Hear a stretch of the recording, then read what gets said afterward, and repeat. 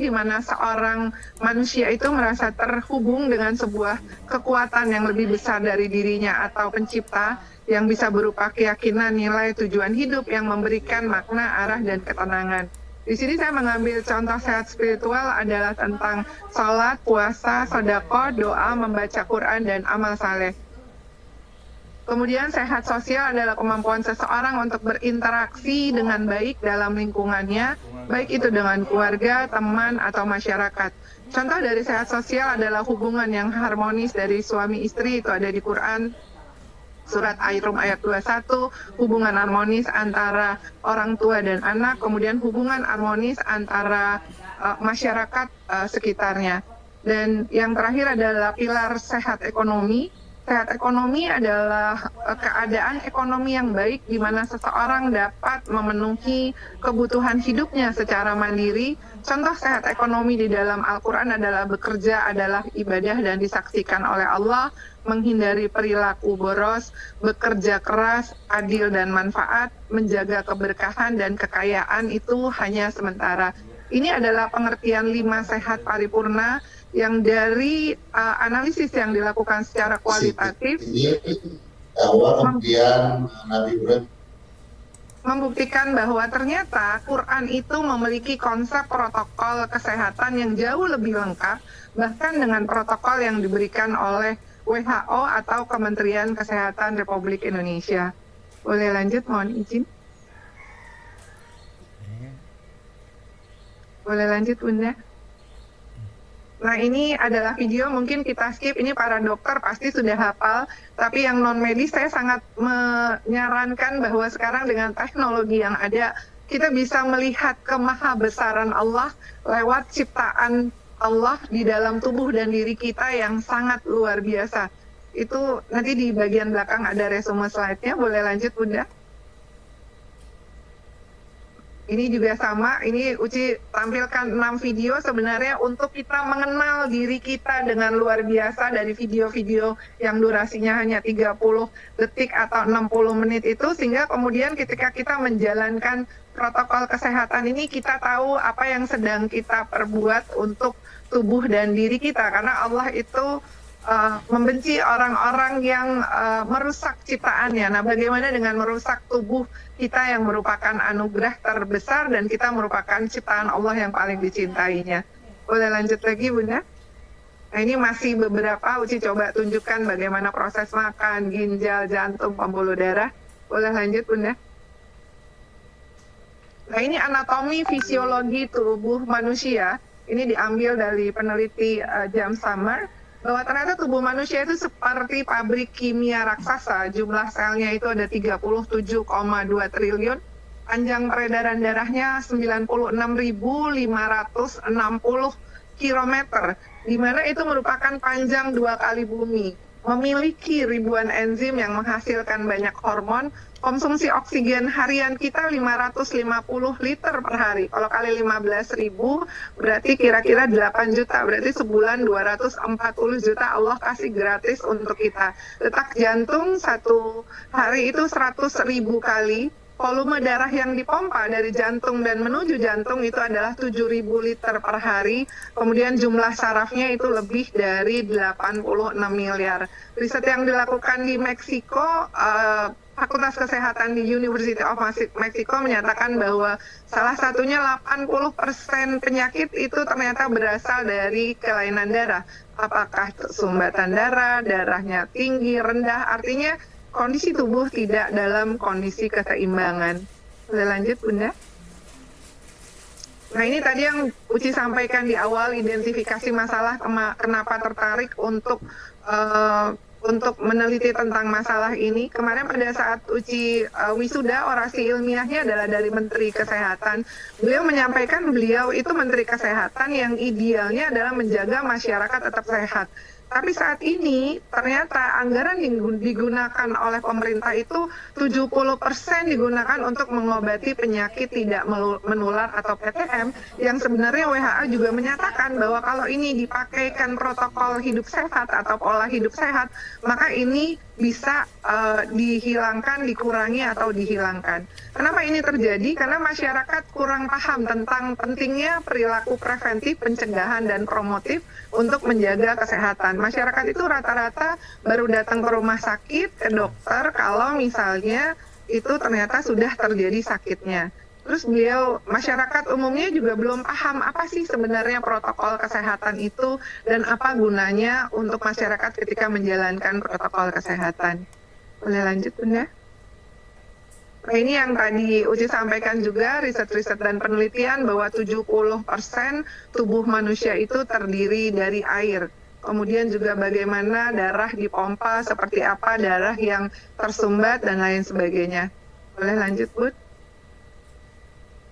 Nah, ini adalah data-data atau angka yang ada di Indonesia. Kenapa kemudian Indonesia itu tidak masuk ke dalam negara yang paling sehat? Dilihat dari angka kematian dasar, kematian bayi, angka kematian balitanya, ada kematian ibu. Boleh lanjut, Bu?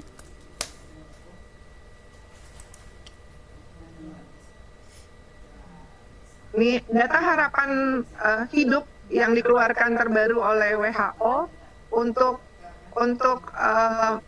masyarakat di Indonesia adalah 71,71 tahun. Jadi sebenarnya PR-nya adalah bagaimana ketika kita sampai di usia 71 tahun kita masih bisa sehat, sujud kepada Allah, berjalan. Ini adalah PR kita semua. Kalau Jepang saat ini sudah 83 tahun angka harapan hidupnya. Dan data terbaru yang dikeluarkan juga pada tahun 2021, penyebab utama kematian di Indonesia itu meliputi penyakit kardiovaskular, diabetes, penyakit pernapasan kronis, dan kanker. Yang lagi-lagi disampaikan bahwa ini sebenarnya bisa diperbaiki dengan pola hidup yang sehat atau protokol kesehatan. Boleh lanjut, Bunda?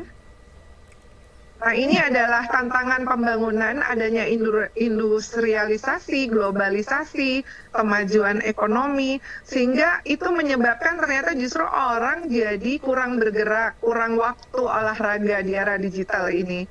Kemudian makanannya terlalu berlebihan dan tidak sehat, kurang sayur, buah, tinggi gula, garam, dan lemak. Boleh lanjut, Bunda? Nah, ini kalau gula berlebih, ini semua Uci ambilnya dari Kementerian Kesehatan. Jadi insya Allah sudah merupakan sebuah riset gitu ya. Kalau gulanya berlebih, maka yang akan terjadi adalah diabetes mellitus, kemudian penyakitnya itu bisa menimbulkan yang paling besar adalah stroke.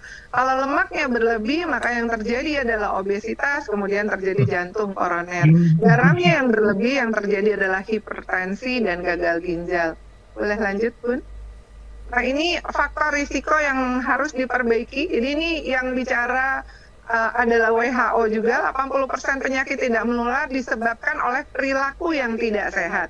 Itu kenapa disertasinya kemudian disandingkan dengan protokol sehat paripurna berdasarkan Quran, agar perilaku yang tidak sehat ini kemudian bisa jadi berubah. Apa data di Indonesia? 26,1 penduduk kurang aktivitas fisik. Bapak Ibu, Indonesia itu negara nomor 1 menurut WHO 2023 paling mager sedunia.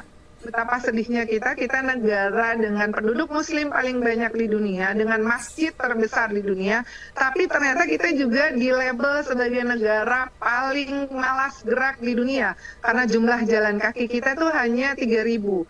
Berbeda dengan Jepang, Hong Kong, Taiwan, pokoknya paling mager, paling bawah kita itu langkah dan geraknya. Kemudian 93,5% penduduk di usia di atas 10 tahun itu kurang mengkonsumsi buah dan sayur. Kemudian juga ternyata datanya sangat luar biasa bahwa anak-anak di usia 15 tahun itu 36,3%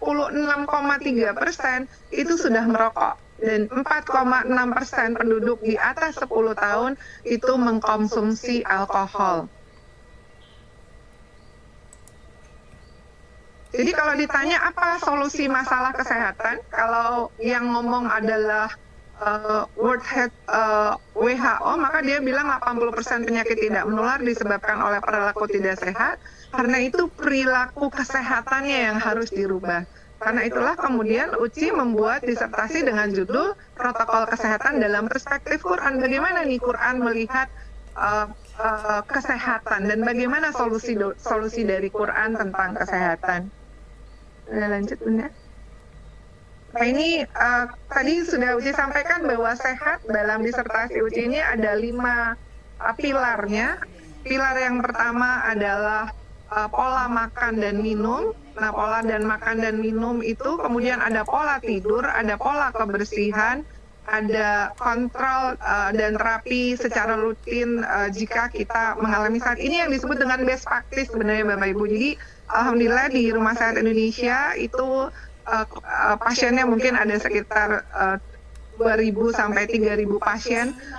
Yang kita beritahukan adalah proses edukasi dan literasi tentang ketika kita ingin sehat bersama Al-Quran, maka apa-apa yang harus dilakukan. Misalnya untuk pola makan dan minum, Al-Quran surat 7 ayat 31 bilang, makan minumlah makanan yang halal dan jangan berlebihan. Nah, bagaimana kita tahu berlebihan atau tidak berlebihan? Tentu kita ukur, yaitu apakah berat badan kita ideal atau tidak ideal. Kemudian bagaimana cara makan, cara minum, dan amazingnya bahwa Uci mencari jurnal-jurnal ilmiah itu dari misalnya Harvard, Network, dan lain sebagainya gitu ya. Bahwa ternyata semua yang disampaikan oleh jurnal-jurnal ilmiah terbaru tentang sehat fisik dan makan ini, itu sudah dicontohkan oleh Rasulullah sejak 14-15 abad yang lalu gitu. Jadi ini sesuatu yang sangat luar biasa, bagaimana Rasulullah misalnya bilang pola tidur setelah Isya, kalau tidak ada kegiatan segera tidur, bagaimana tentang istirahat siang walaupun hanya 15 menit, bagaimana tentang menjaga pola kebersihan, bagaimana Rasulullah itu mengunyah dan makannya itu adalah 33 kali sebelum ditelan, karena ternyata proses pencernaan itu dimulai dari mulut. Ketika kita mengunyahnya lebih lama, maka kemudian enzim-enzim akan keluar dan itu membantu proses pencernaan di dalamnya. Boleh lanjut Bun? Yang juga sekarang lagi sedang sangat parah adalah sebenarnya, mohon izin, bagaimana pola makan kita itu hampir semuanya mengandung 7P. 7P itu adalah mengandung pengawet, mengandung pengembang, pemutih, pewarna, perisa, kemudian juga pestisida, makanannya semua disemprot dan itu masuk ke dalam tubuh kita, mengalir di yang tadi panjang pembuluh darah itu yang panjangnya sampai 100.000 kilometer gitu, ternyata masuk ke dalam usus yang panjangnya usus itu sampai 10-11 meter gitu di dalam tubuh kita semuanya. Bayangkan kita memasukkan zat-zat seperti itu ke dalam tubuh. Dan kalau kita jarang bergerak atau jalan berolahraga, di sini banyak dokter senior terjadi yang namanya sarkopenia, masa ototnya itu menjadi mengecil gitu. Dan itu kenapa Rasulullah dicontohkan kalau berjalan itu seperti langkahnya itu sangat panjang dan lebar dan sahabat-sahabat harus berlari-lari kecil untuk mengikuti. Dan kalau dilihat juga Rasulullah itu hampir tidak pernah sakit selama seumur hidupnya. Beliau masih berlari dengan istrinya gitu, mengajarkan olahraga. Ini semua kemarin mohon izin, kebetulan Uci baru diminta menjadi narasumber di kampus sehingga ini adalah presentasi terakhir tersebut, bagaimana sehat zaman now menurut Kementerian Kesehatan, harus rajin aktivitas fisik, perbanyak makan buah dan sayur, cek kesehatan secara rutin, kemudian kelola stres secara baik, tidak merokok. Nah kalau berbicara Kementerian Kesehatan maka tidak ada nih sehat spiritual, padahal ini menurut Uci bagian yang nanti akan jadi bagian paling penting. Boleh lanjut, Jin? Nah ini pola makan nanti bisa dilihat ya bagaimana hasil-hasil riset menunjukkan kalau kita makan gula berapa sih bolehnya, garam berapa sih, lemak berapa, bagaimana piring itu harus diatur gitu ya. Rasulullah juga sampaikan kan sepertiga air gitu, sepertiga adalah makanan. Nah, ini sebenarnya informasi-informasi yang sudah ada, hanya saja proses literasi dan edukasinya mungkin yang masih belum masif, sehingga kemudian Uci berniat sekali untuk mengedukasikan dimanapun kesempatan tentang ini. Semoga menjadi ilmu yang bermanfaat. Boleh lanjut? Nah ini manfaat buah dari sisi warna-warna sayurnya, terus manfaat minum air, karena ternyata 80, kalau di mata 90% itu air. Jadi air itu bukan sekedar bahwa kita haus atau nggak haus, tapi organ di tubuh kita ini membutuhkan air untuk tetap dia bisa beraktivitas sehingga kita bisa beribadah. Boleh lanjut?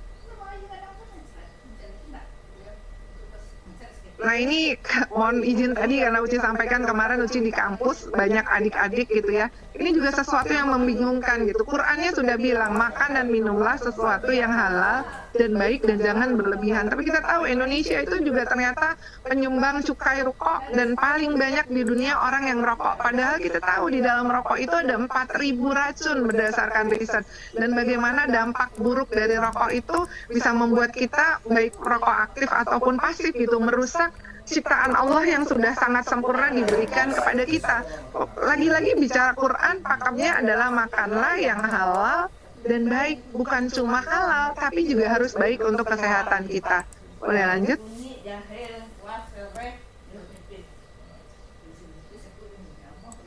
Nah, ini tadi manfaat luar biasa dari olahraga teratur, riset-risetnya Kementerian Kesehatan semua sudah bilang aktivitas fisik minimal 30 menit.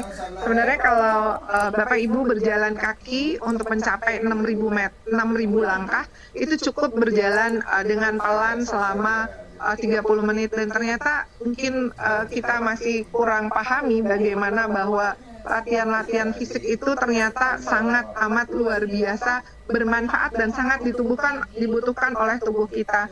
Makanya biasanya kalau usianya sudah lanjut yang kemudian terjadi adalah frozen shoulder, apakah di bahu, apakah di dengkul, apakah di kaki atau di tangan gitu. Kenapa? Karena itu tadi mager, malas gerak. Padahal tubuhnya itu tadi jantung memompanya 7.000 liter keluar dari jantung masuk ke dalam jantung. Kalau kitanya diem terus kan dia juga jadi stagnan gitu ya. Gravitasi buminya nggak sesuai dengan tubuh kita. Boleh lanjut?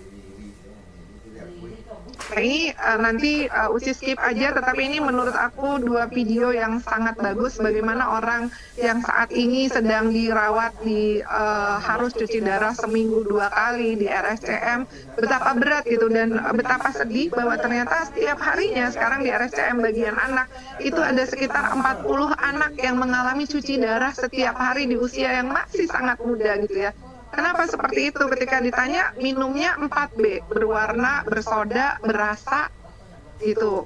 Ada juga yang berenergi. Padahal sebenarnya makanan, minuman seperti itu tuh akan sangat membahayakan untuk tubuh kita. Boleh lanjut? Nah ini yang berkaitan dengan sehat emosi. Rasanya kalau ini nanti banyak para senior Uci yang lebih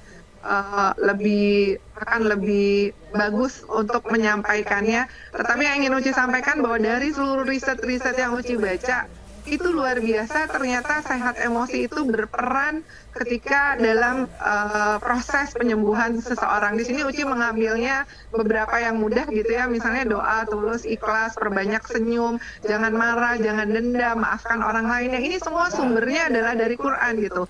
Kita sebut sebagai 7P, bertobat, berdoa, berusaha, berserah, berbaik sangka, bersabar. Allah mencintai hambanya dan tidak mungkin menjalimi hambanya. TMM tidak merasa miliki, bahwa semua itu hasilnya dari Allah dan akan kembali kepada Allah. Ketika terjadi sesuatu, terima takdir, yakin, takwa. Ini sehat emosi ini sangat kuat sekali dibahas di dalam Al-Quran. Boleh lanjut?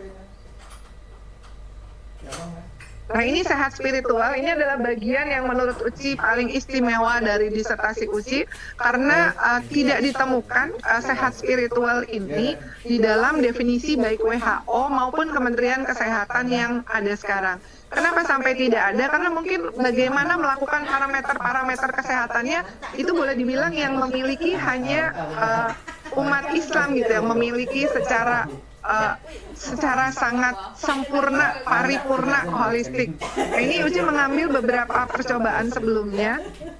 Boleh? Masih di sehat spiritual, 2-3 menit.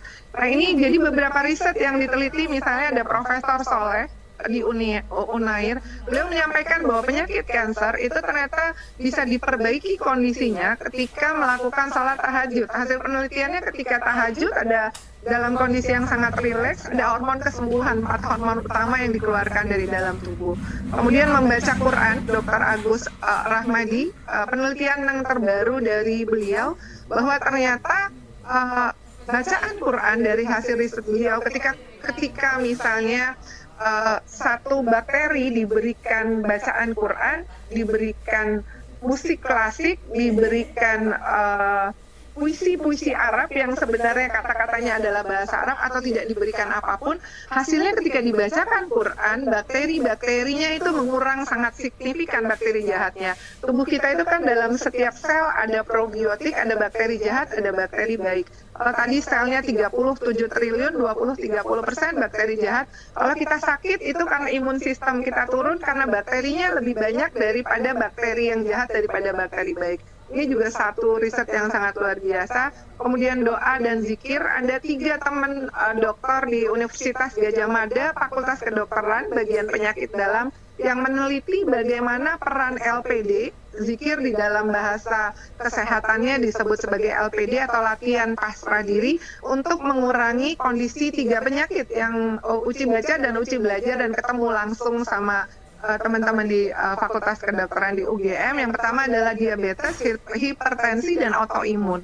Bagaimana ketika dibuat satu SOP untuk zikir di pagi hari dengan hitungan kemudian diukur, itu ternyata manfaatnya sangat luar biasa. Terus juga tentang puasa, kita tahu bahwa riset dari Dr. Yoshinori Osumi mendapatkan Nobel di 2016 tentang kesehatan, ketika beliau menemukan hasil penelitian bahwa ketika kita sedang berpuasa, ternyata terjadi detoksifikasi racun dan regenerasi sel yang itu sangat dibutuhkan untuk meningkatkan imun tubuh. Kita bersyukur sebagai seorang muslim, kita ada puasa sebentar lagi di Ramadan 30 hari untuk memperbaiki kondisi kita. Kita bisa tahajud, kita bisa zikir, kita bisa baca Quran. Komponen-komponen sehat spiritual ini yang tidak dimiliki oleh protokol-protokol kesehatan yang lain. Protokol kesehatan yang lain mungkin berbicaranya di fisik, di emosi, di sosial. Ekonomi pun protokol kesehatan lain tidak menggunakannya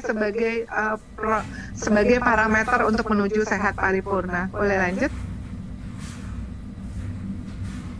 Nah, ini juga sehat sosial, kita tahu di Islam ini kuat sekali sampai Rasulullah bilang bahwa sebaik-baiknya suami paling baik sama istri, yang paling baik sama suaminya. Ridho Allah, ridho orang tua.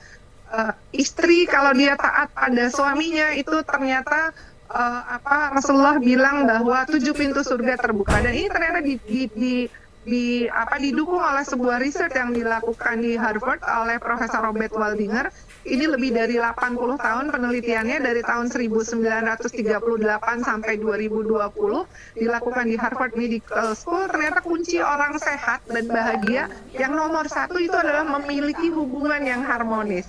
Hubungan harmonis dengan lingkar 1 dari keluarganya. Lingkar 1 itu adalah tentu saja suami dengan istri, orang tua dengan anak, kakak dengan adik. Jadi sekali lagi saya menemukan ini penelitiannya 83 tahun, jadi mahasiswa masuk di Harvard, kemudian diteliti setiap tahun, dilakukan MCU gitu ya, medical check up, dan dilihat sampai meninggal dunia. Apa nih faktor-faktor utama? Diinterview, diteliti.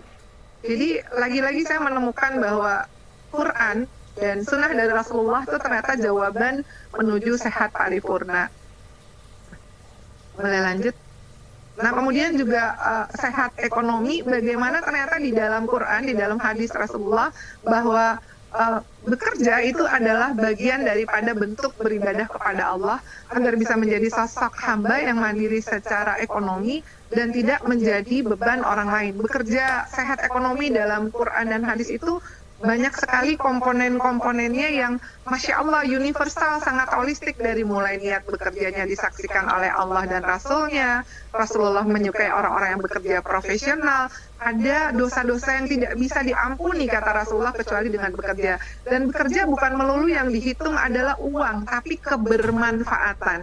Ini juga sesuatu yang sangat luar biasa, yang mungkin sangat sulit gitu ya, dari uji riset nulis selama 1 tahun ini menemukan ada konsep-konsep seperti ini dalam perspektif kesehatan yang diajarkan oleh yang lain. Mungkin boleh lanjut? Nah, ini beberapa hal yang Uci bikin gitu ya, tentang tadi sehat sosial, suami terbaik, istri solihah, saling mencintai karena Allah. Yang ini belum Uci temukan di konsep-konsep yang lain, tetapi ada penelitian-penelitian seperti yang tadi sudah disampaikan. Boleh lanjut, Bunda? Nah, ini sampai dengan ke belakang adalah ayat-ayat Qur'annya, surat Al-A'raf 7 ayat 31. Di situ ada makan dan minumlah tetapi jangan berlebihan, sungguh Allah tidak menyukai orang-orang yang berlebihan. Boleh lanjut, Bun? Tentang menjaga kebersihan gitu ya. Allah menyukai orang-orang yang bertobat dan orang yang mensucikan diri. Al-Baqarah surat 2 ayat 222. Boleh lanjut, Bunda? Ini tentang emosi dalam perspektif Quran. Orang-orang, yaitu orang-orang yang berinfak, kemudian orang-orang yang menahan amarahnya, memaafkan kesalahan orang lain. Dan Allah mencintai orang-orang yang berbuat kebaikan. Surat 3 ayat 134. Boleh lanjut, Bun? Sabar, wahai orang-orang yang sabar, mohonlah pertolongan kepada Allah dengan sabar dan salat. Boleh lanjut, Bunda? Tentang syukur juga ada di dalam Al-Quran, surat Ibrahim, surat 14 ayat 7. Boleh lanjut, Bunda? Tentang bagaimana tawakal hanya kepada Tuhannya. Bertawakal apabila dibacakan ayat-ayat mereka, mereka bertambah kuat imannya. Surat Al-Anfal ayat surat 8 ayat 2. Boleh lanjut, Bunda? Ini masih perspektif emosi, jadi tadi ada sabar, menahan marah, berbaik sangka gitu. Wahai orang-orang yang beriman, jauhilah banyak dari prasangka, sesungguhnya sebagian prasangka itu adalah dosa. Boleh lanjut, Bunda? Kemudian tentang ikhlas, tadi sudah diresume sebenarnya di Uci punya presentasi. Boleh lanjut, Bunda? Tentang tadi puasa, wahai orang-orang yang beriman, diwajibkan atas kamu berpuasa sebagaimana diwajibkan atas sebelummu.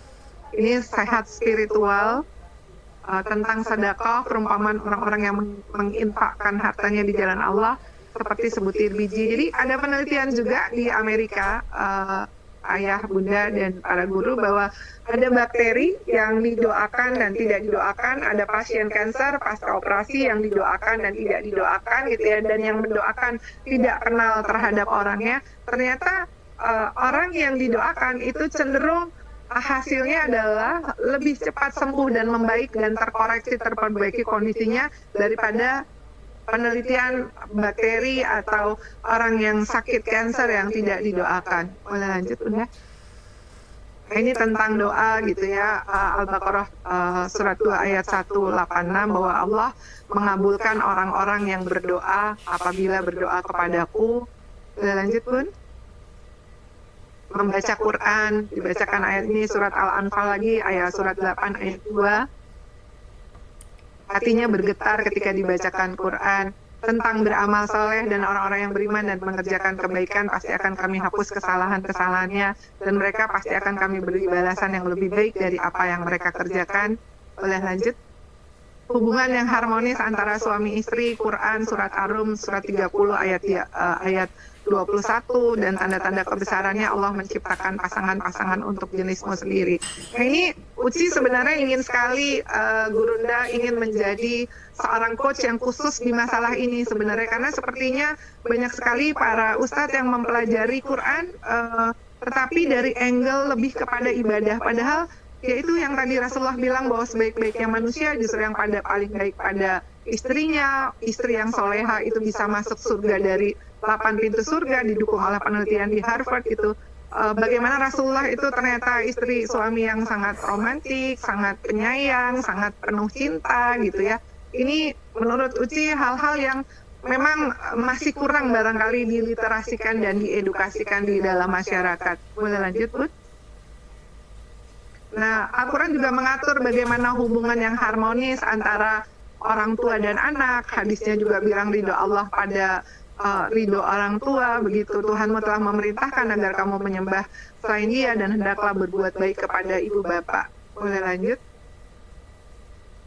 Hubungan yang harmonis dengan masyarakat sekitar, dijadikan berbangsa-bangsa, bersuku-suku agar saling mengenal. Ini juga termasuk dalam sehat sosial. Boleh lanjut? Ini protokol kesehatan untuk ekonomi dalam perspektif Quran yang tadi Uci sampaikan. Quran surat 9 ayat 105, bekerja adalah ibadah dan disaksikan oleh Allah. Boleh lanjut? Nah, kemudian ini sehat ekonomi yang lain adalah menghindari perilaku boros. Quran berbicara tentang bagaimana kalau sedekah itu ternyata harus diberikannya kepada kerabat dekat, orang miskin, orang yang dalam perjalanan, dan jangan kamu menghambur-hamburkan hartamu dengan cara yang boros. Kemudian bekerja keras, Quran surat Al-Anfal ayat 60, dan persiapkanlah dengan segala kemampuan. Jadi di situ berarti bahwa Allah tuh menyuruhkan kita tuh untuk mempersiapkan diri dengan segala kemampuan kita, mempersiapkan diri dengan segala kemampuan kita yang terbaik menghadapi usia yang lebih tua, bagaimana kita tetap bisa beribadah. Boleh lanjut, Bunda? Nah, ini adil dan manfaat, bahwa ketika berbicara tentang ekonomi, maka dan janganlah kamu makan harta di antara kamu dengan cara yang batil, dan janganlah menyuap dengan harta itu para hakim. Jadi ekonomi berkaitan juga dengan keadilan dan kebermanfaatan. Boleh lanjut, Bun? Nah, ini kekayaan hanya sementara, surat Al-Hadid, surat 57 ayat 20, ketahuilah sesungguhnya kehidupan dunia itu hanyalah permainan dan senda gurau, perhiasan dan saling berbangga di antara kamu, serta berlomba-lomba dalam kekayaan dan anak keturunan, seperti hujan yang tanaman-tanamannya mengagumkan para petani, kemudian tanaman itu menjadi kering dan kamu lihat warnanya kuning, kemudian menjadi hancur, dan di akhirat nanti ada azab yang keras dan ampunan dari Allah serta keridoannya, dan kehidupan dunia itu tidak lain hanyalah kesenangan yang palsu. Boleh lanjut, Bun? Terima kasih. Sepertinya ini yang bisa Uci sampaikan, dan Uci sangat terbuka. Buya mohon izin, dan para gurunda yang ada di sini, Uci juga masih belajar